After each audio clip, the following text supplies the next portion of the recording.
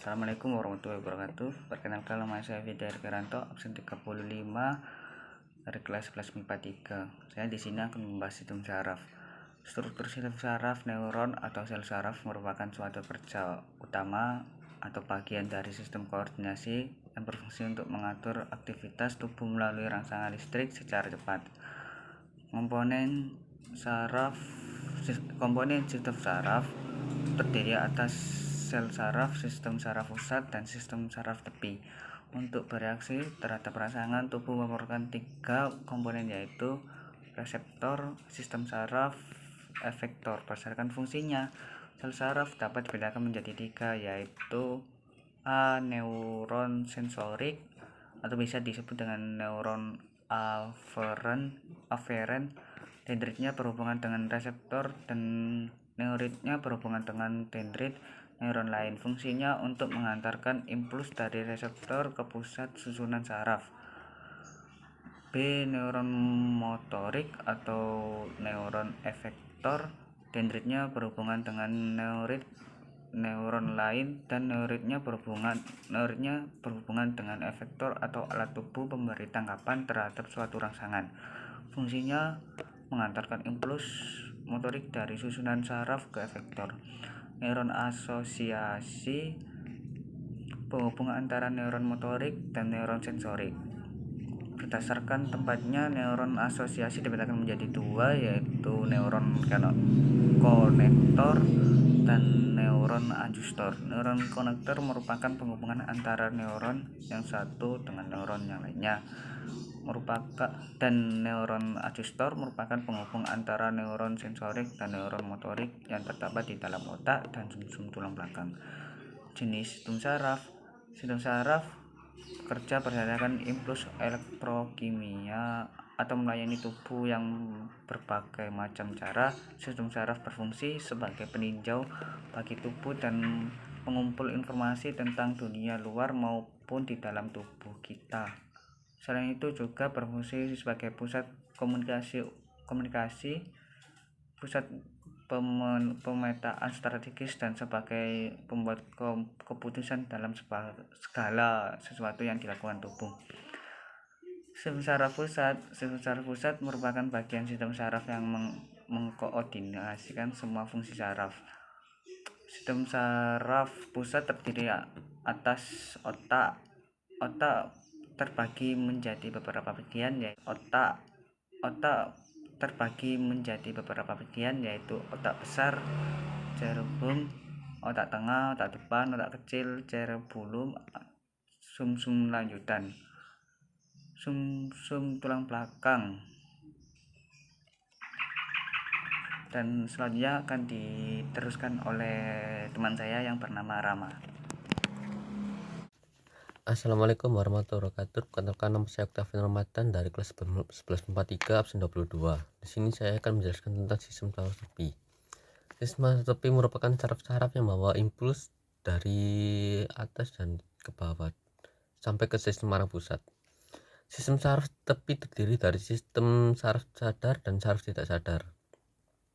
Sistem saraf sadar atau saraf somatis adalah saraf yang rangsangannya disampaikan ke pusat reseptor, yaitu ke pusat motoris pada cerebrum. Berdasarkan asalnya, sistem saraf tepi terbagi atas saraf kranial dan saraf spinal yang masing-masing berpasangan, serta ganglia tunggal atau ganglion. Saraf kranial merupakan semua saraf yang keluar dari permukaan dorsal otak. Saraf spinal ialah semua saraf yang keluar dari kedua sisi tulang belakang. Masing-masing saraf ini punya karakteristik, fungsi, dan jumlah saraf yang berbeda. Sementara itu, ganglia merupakan kumpulan badan sel saraf yang membentuk simpul-simpul saraf pusat. B. Sistem saraf tidak sadar. Saraf otonom adalah saraf yang rangsangannya tidak disampaikan ke otak. Sistem saraf otonom mengontrol kegiatan organ dalam. Berdasarkan sifat kerjanya, saraf otonom dibagi menjadi 2, yaitu parasimpatik dan simpatik. Gangguan pada sistem saraf. Sistem saraf manusia dapat mengalami berbagai penyakit. Penyebabnya dapat berasal dari lingkungan atau dari luar dalam tubuh, antara lain sebab berikut, yaitu aplasia, meningitis, ensifalitis, neuritis, rasa bal, dan itu cukup. Perkenal, demikian atas presentasi yang saya sampaikan. Assalamualaikum warahmatullahi wabarakatuh. Perkenalkan, nama saya Rizky Aulia Rohman dari dari kelas 11 MIPA 3 absen 26. Sistem hormon atau endokrin adalah sekumpulan kelenjar dan organ yang memproduksi hormon, yaitu senyawa organik pembawa pesan kimiawi di dalam aliran darah menuju sel atau jaringan tubuh. Sistem endokrin berinteraksi dengan sistem saraf, berfungsi mengatur aktivitas tubuh seperti metabolisme, homeostasis, pertumbuhan, perkembangan seksual, dan siklus reproduksi, siklus tidur, serta siklus nutrisi. Karakteristik kelenjar endokrin: 1. Tidak memiliki saluran dan menyekresikan hormon langsung ke dalam cairan di sekitar sel. 2. Menyekresi lebih dari satu jenis hormon kecuali kelenjar paratiroid. 3. Memiliki sejumlah sel sekretory yang dikelilingi banyak pembuluh darah dan ditopang oleh jaringan ikat. Jenis-jenis sistem hormon. Hormon dihasilkan oleh kelenjar endokrin. Kelenjar atau kelenjar buntu adalah kelenjar yang tidak mempunyai saluran khusus yang menghasilkan hormon. Berdasarkan aktivitas kelenjar buntu dibedakan menjadi: 1. Kelenjar yang bekerja sepanjang hayat, misal hormonnya memegang peranan dalam metabolisme. 2. Kelenjar yang bekerja mulai masa tertentu, misal hormon kelamin. 3. Kelenjar yang bekerja sampai masa tertentu saja, misal hormon pertumbuhan, hormon timus. Berdasarkan aspek macam dan letaknya, kelenjar buntu dibedakan terdiri atas: 1. Kelenjar hipofisis terletak di dasar otak besar.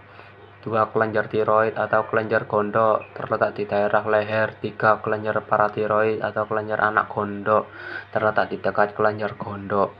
4. Kelenjar efise. 5. Kelenjar timus atau kelenjar kacangan. 6. Kelenjar adrenal atau suprarenalis terletak di atas ginjal. 7. Kelenjar pankreas atau pula-pula Langerhans terletak di sebelah bawah lambung atau ventriculus. 8. Kelenjar usus dan lambung. 9. Kelenjar kelamin atau kelenjar gonad pada wanita terletak di daerah rongga perut. Pada pria di dalam buah zakar dalam kantong skrotum. Berikut adalah kelenjar dan hormon yang dihasilkan. 1. Kelenjar hipofisi menghasilkan hormon-hormon, yaitu: A. Pada lobi anterior atau lobi depan. 1. Hormon somatotrof. 2. Leukotriense hormone. 3. Thyroid stimuli hormone. 4. Adrenocorticotropic hormone. 5. Gonadotropik atau hormon kelenjar kelamin.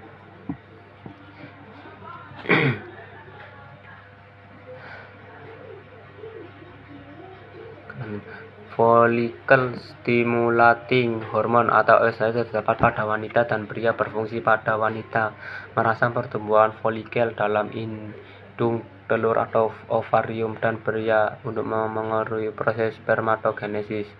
B. Luteinizing hormone atau LH atau stimulating hormone IGSH, berfungsi pada wanita untuk merangsang ovulasi atau pemasakan sel telur, pada pria untuk merangsang sel interstimulating di dalam testis agar menghasilkan testosteron.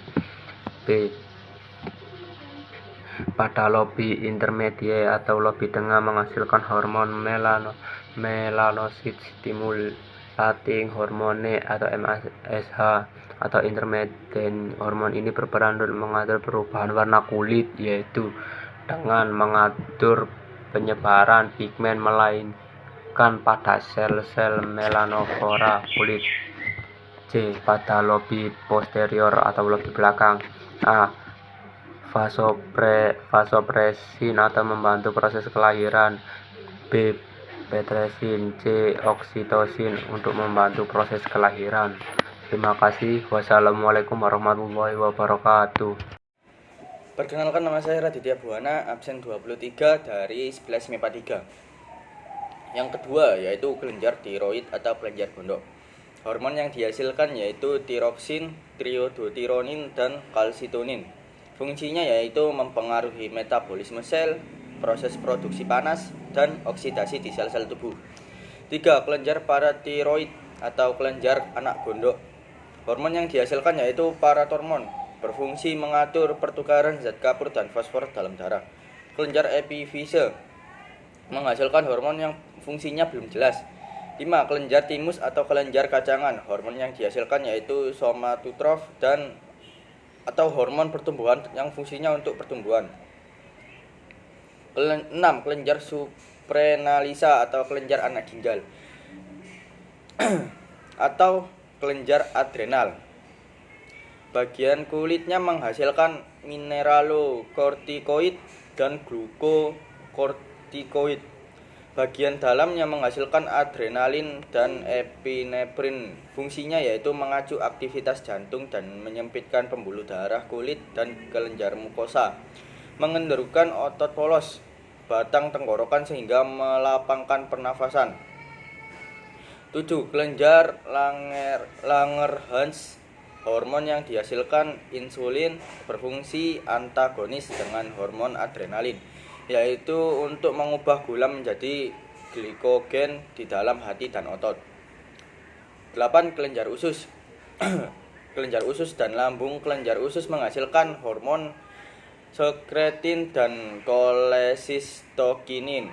9. Kelenjar kelamin. Kelenjar kelamin pria, testis, menghasilkan hormon kelamin pria, androgen, dan sel sperma yang berfungsi untuk mempertahankan proses spermatogenesis, memberi efek negatif terhadap sekresi LH oleh hipofisis. Kelenjar kelamin perempuan ovarium menghasilkan sel telur atau ovum dan hormon perempuan yang meliputi estrogen dihasilkan oleh sel folikel di graf. Progesteron dihasilkan oleh corpus luteum, yaitu bekas folikel yang telah ditinggalkan sel telur. Gangguan pada sistem hormon. Sistem hormon dapat mengakibatkan terjadinya gangguan atau kelainan. Pengaruh pola hidup dapat menyebabkan kelainan pada struktur dan fungsi organ sistem hormon pada manusia. Berikut beberapa gangguan akibat kelebihan maupun kekurangan produksi hormon pada tubuh. Pertama, gigantisme. Pertumbuhan raksas akibat kelebihan hormon somatotrof. Akromegali. Pertumbuhan pada ujung-ujung tulang pipa akibat kelebihan hormon, yaitu hormon somatotrof. 3. Kretinisme. Kekerdilan diakibatkan kekurangan hormon somatotrof. 4. Morbus Basedow. Meningkatnya denyut jantung, gugup emosional, dan pelupuk mata. Sekian dari saya. Wassalamualaikum. Sip, selesai. Nama saya Dimas Riki Tausi dari absen 9. Saya akan menjelaskan tentang sistem indera. Sistem indera. 1. Struktur dan jenis sistem indera. Sistem indera merupakan salah satu bagian dari sistem koordinasi yang merupakan reseptor atau penerima rangsang. Alat indera merupakan reseptor yang peka terhadap perubahan lingkungan dan rangsangan. Setiap reseptor hanya menerima jenis perubahan lingkungan dalam bentuk rangsangan tertentu. Oleh karena itu, reseptor diberi nama menurut jenis rangsangan yang diterimanya, yaitu sebagai berikut. Fotoreseptor atau penerima rangsang cahaya. 2. Komoreseptor atau penerima rangsang zat kimia. 3. Mekanoreseptor atau menerima rangsang fisik, misalnya sentuhan. 4. Audioreseptor, penerima rangsang suara. 5. Termoreseptor atau penerima rangsang panas atau temperatur. A. Indera penglihatan mata merupakan indera penglihatan yang bertindak sebagai fotoreseptor yang mampu menerima rangsangan berupa cahaya. Mata manusia terdiri dari 3 bagian utama, yaitu bola mata, tulang orbita, dan alat penunjang atau tambahan. Bola mata terdiri dari 3 lapisan, yaitu sklera atau tunika fibrosa, merupakan lapisan terluar dari bola mata yang berwarna putih dan tidak bening. Berfungsi untuk mempertahankan bentuk mata dan melindungi bagian-bagian dalam bola mata. 2. Koroid. Tunika vaskulosa merupakan lapisan tengah yang berwarna gelap dan banyak mengandung pembuluh darah pigmen. Berfungsi untuk mencegah pemantulan cahaya yang masuk ke dalam bola mata dan mensuplai nutrisi bagi mata berupa kebutuhan makanan dan oksigen serta pigmen bagi retina mata sehingga mampu menyerap refleksi cahaya pada mata. 3. Retina atau tunika nervosa. Lapisan terdalam mata yang banyak mengandung sel reseptor cahaya. Ada 2 macam sel reseptor, yaitu 1. Sel kerucut atau konus, peka terhadap intensitas cahaya, tinggi dan warna. Berfungsi untuk menangkap warna. Sel konus terdiri dari sel yang peka terhadap warna merah, biru, dan hijau. Sel konus mengandung senyawa iodopsin berupa retinin untuk melihat saat terang. Sel batang atau basil, peka terhadap intensitas cahaya lemah dan tidak peka terhadap warna. Sel basil menghasilkan rodopsin berupa retinin dan opsin untuk melihat pada saat gelap. B. Indera pembau. Hidung merupakan indera pembau yang menerima rangsangan zat kimia yang bertindak sebagai kemoreseptor. Reseptor hidung adalah saraf olfaktori dan terletak pada langit-langit rongga hidung yang peka terhadap molekul bau atau odoran. Daerah yang sensitif terhadap rasa bau terletak di bagian atap rongga hidung, di mana terdapat 2 jenis sel, yaitu sel penyokong berupa sel epitel dan sel pembau sebagai reseptor yang berupa sel-sel saraf. C. Indera pengecap. Lidah berfungsi sebagai indera pengecap yang biasa dikenal dengan kemoreseptor cair. Reseptor lidah adalah papila atau tonjolan yang terletak di permukaan lidah dan di dalamnya terdapat tunas pengecap yang peka terhadap molekul yang dapat larut dalam air liur. Indera pengecap terdapat pada lidah. Permukaan lidah bersifat kasar karena memiliki tonjolan-tonjolan yang disebut papila. Papila yang terdapat pada lidah adalah papila filiformis. Fili berarti benang, papila fungiformis, fungi berarti jamur, dan papila circumvallata. Circum berarti bulat. Perkenalkan, nama saya Muhammad Doma Pandia Alana, absen 18. 4. Indera peraba. Kulit berfungsi sebagai indera peraba yang biasa dikenal dengan mekanoreseptor atau tangoreseptor. Kulit memiliki reseptor. Reseptor kulit terdiri dari korpus-korpus pada lapisan epidermis dan dermis yang dapat merasakan berbagai rangsangan. 1. Reseptor ujung saraf tanpa selaput, terletak pada lapisan epidermis, merasakan sakit atau nyeri. 2. Reseptor ujung rambut, terletak di sekitar folikel rambut. 3. Ujung saraf Pacini, merasakan tekanan kuat. 4. Ujung saraf Ruffini, merasakan panas. 5. Ujung saraf Krause, merasakan dingin. 6. Ujung saraf Meissner, merasakan sentuhan. Dan 7. Diskus Merkel, terletak pada lapisan epidermis, merasakan sentuhan. 5. Indera pendengaran. Telinga merupakan indera pendengaran dan sebagai pendeteksi keseimbangan. Telinga menerima rangsangan berupa getaran sehingga disebut fonoreseptor. Reseptor telinga untuk pendengaran adalah organ korti pada koklea dan untuk keseimbangan adalah otolit. Telinga berfungsi untuk menerima gelombang suara. Gelombang suara merupakan suatu perubahan penekanan dan peregangan dari molekul udara yang disebabkan oleh bergetarnya suatu benda. Kerasnya suara bergantung pada besarnya getaran, dan tinggi nada suara bergantung pada frekuensi dari suatu gelombang. Gangguan pada sistem indera. Berbagai aktivitas yang dilakukan oleh tubuh tidak terlepas dari kontrol sistem koordinasi. Adanya pola hidup yang tidak sesuai dapat mengakibatkan terjadinya gangguan atau kelainan pada sistem tubuh, salah satunya pada sistem indera tubuh kita. 1. Gangguan penglihatan.